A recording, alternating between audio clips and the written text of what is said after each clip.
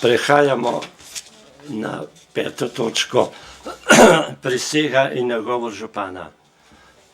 Gospoda župana vabim na govornico Mateja Slaparja, da nam poda prisego in nagovor.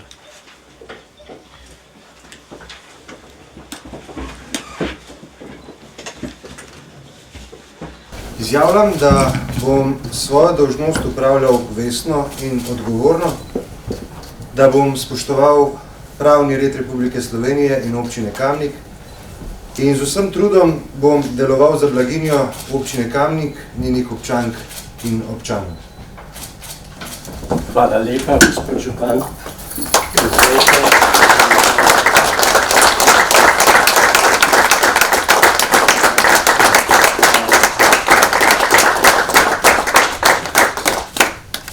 Spoštovane svetnice, spoštovani svetniki, dragi predstavniki volilne komisije, občinske uprave, sedme sile, hvala za udeležbo in pa čestitke tudi vam, spoštovane svetnice in svetniki, za izvolitev. Hvala občankam in občanom, da so meni kot županu podelili še en mandat, da so mi zaupali svoje glasove in s tem na nek način potrdili zastavljeno pot, da lahko nadaljujemo z delom, ki smo si ga zastavili v preteklosti.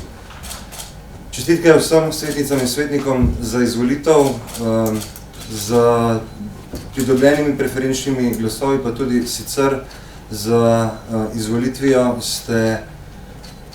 so občanke in občani v vas prepoznali tiste potenciale, tiste ljudi, ki so jim zaupali, da vodite, da odločate o prihodnosti občine Kamnik.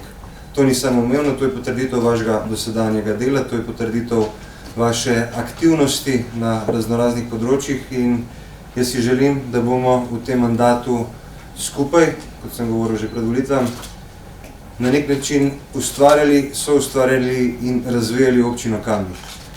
V občini Kamnik je ogromno izzivov, pa vendar je stabilna, je na dobri poti, da nadaljujemo s tem razvojem, katerega smo začrtali že v preteklih letih.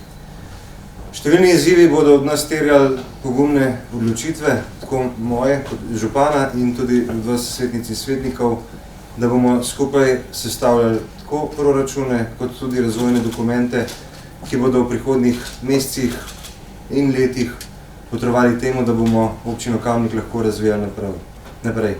Pred nami so številni projekti, nadaljevanje izgradnje osnovne šole Frana Albrehta, kar je en večjih premikov, ki smo se ga odločili narediti v prejšnjem mandatu.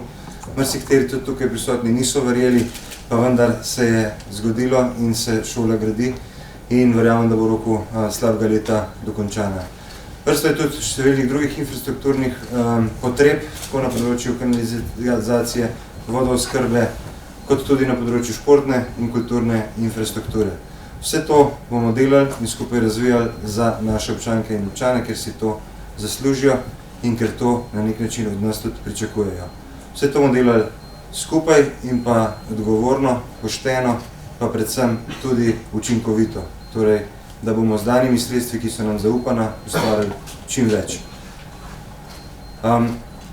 Turizem, gospodarstvo in pa tudi kmetijstvo so panoge prihodnosti in samooskrba na kmetijskem in tudi na energetskem področju bosta ključni za razvoj naše občine v prihodnje. Tukaj nas to bo od nas terjalo znanje, razvoj in pa predvsem tudi složnost.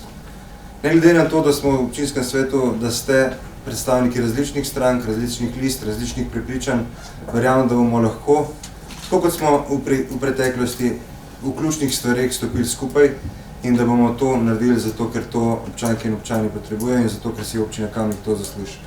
Jaz si želim sodelovanja v tem občinskem svetu, želim si tudi tega, da bomo ne glede na to, da smo vsi različni, da se bomo znali slišati in da se bomo poslušali in da bomo na koncu na nek način naredili in odločili tisto, kar je prav in ne tisto, kar je politično pametno, ampak tisto, kar je prav. In verjamem, da smo to sposobni narediti. Iskrena hvala vam za zaupanje, hvala občankem in občanom za glasove ki ste nam jih dali, in sem prepričan, da bo to še en uspešen mandat. Hvala.